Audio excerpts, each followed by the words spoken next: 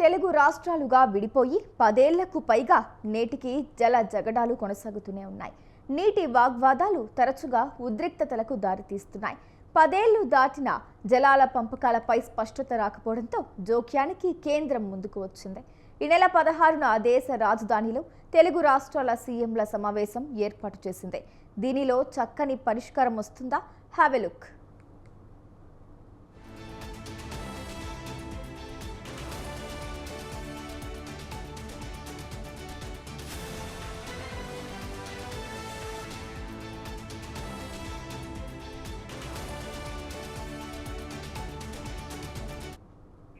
ఉమ్మడి ఏపీ నుంచి విడిపోయి 2014లో తెలంగాణ రాష్ట్రం ఏర్పడింది. రాష్ట్ర విభజన జరిగి 10 ఏళ్లు దాటింది. కానీ తెలంగాణ, ఏపీ మధ్య ఇంకా నదీ జలాల వివాదం కొనసాగుతూనే ఉంది. ఇరు రాష్ట్రాల్లో ప్రభుత్వాలు, పాలకులు మారుతున్నా కూడా నదీ జలాల వాటా పంపకంలో మాత్రం వివాదానికి తెరపడటం లేదు. కృష్ణా, గోదావరి నదుల్లో నీటి కోసం తెలుగు రాష్ట్రాల మధ్య తరచుగా ఉద్రిక్తతలు, వాగ్వాదాలు కొనసాగుతూనే ఉన్నాయి.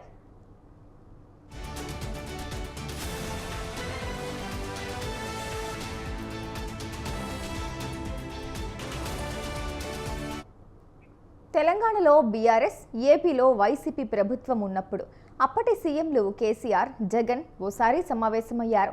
అప్పుడు ఈ నదీ జలాల వివాదం పరిష్కారం అవుతుందని అంతా భావించినప్పటికీ అలా జరగలేదు.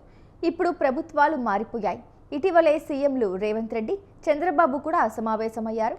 కానీ ఈసారి కూడా నదీ జలాల పంపకాలకు పరిష్కారం దొరకలేదు.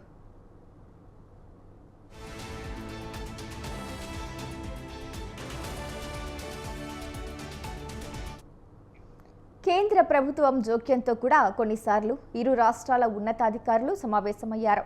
అయినప్పటికీ ప్రయత్నాలు ఫలించలేదు. గోదావరి, కృష్ణా జలాల విషయంలో ఇరు రాష్ట్రాలు కయ్యానికి కాలుదూతున్నాయి. 10 ఏళ్లు దాటిన నదీ జలాల పంపకాలపై ఇంకా స్పష్టత రాకపోవడం చర్చనీయాంశమవుతోంది.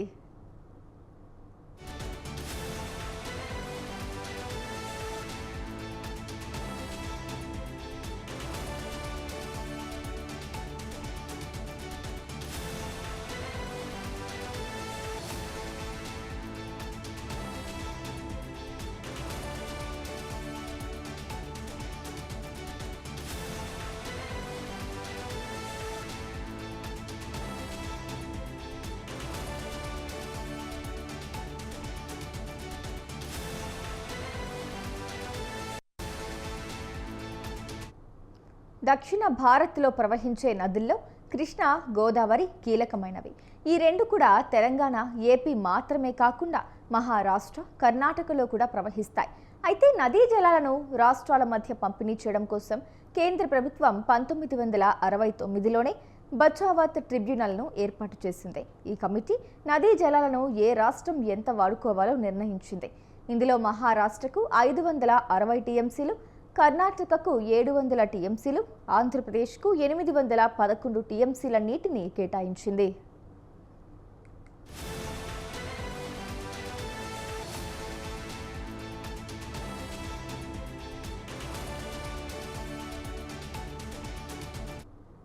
రెండు 2014లో ఏపీ, తెలంగాణ ఏర్పడ్డాయి. ఉమ్మడి ఏపీలో కేటాయించిన నీటి జలాల విషయంలో రెండు తెలుగు రాష్ట్రాల మధ్య ఒప్పందం జరిగింది. 512 టీఎంసీలు ఏపీ, 299 టీఎంసీలు తెలంగాణ వాడుకోవాలనే నిర్ణయం జరిగింది. కానీ ఆ తర్వాత దీనిపై వివాదం చెలరేగింది. కృష్ణా నదీ జలాల పంపకాల్లో తమకు అన్యాయం జరిగిందని తెలంగాణ వాదించింది. తమకు అధిక నీటి వాటా కావాలని డిమాండ్ చేసింది. వాస్తవానికి కృష్ణా నది ఎక్కువగా తెలంగాణలోనే ప్రవహిస్తుంది. కాబట్టి ఏపీ కంటే తమకే ఎక్కువ నీళ్లు రావాలని అడుగుతోంది. ఉమ్మడి ఏపీలో కేటాయించిన 811 టీఎంసీల్లో 70%, అంటే 558 టీఎంసీలు తమకే రావాలని తెలంగాణ వాదిస్తోంది.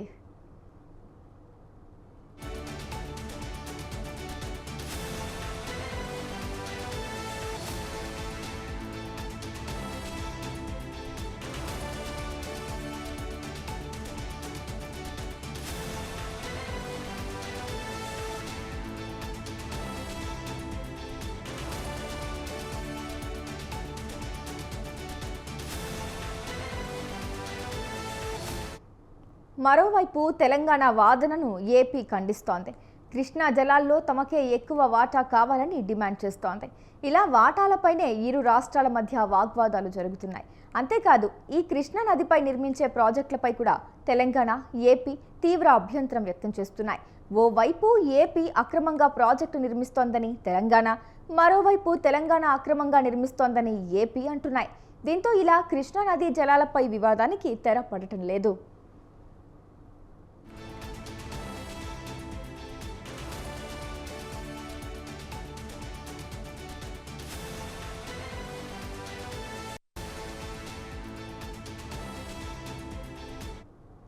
మరోవైపు గోదావరిపై తెలుగు రాష్ట్రాల మధ్య పెద్దగా వివాదాలు లేకున్నా ఇటీవల ఏపీ ప్రతిపాదించిన బనకచెర్ల ప్రాజెక్టు వివాదానికి కేంద్ర బిందువుగా మారింది. ఇది తెలంగాణలో రాజకీయంగానూ వేడిని రగిలిస్తోంది. బీఆర్ఎస్, కాంగ్రెస్ మీదంటే మీదని నెపం నెట్టుకుంటున్నాయి.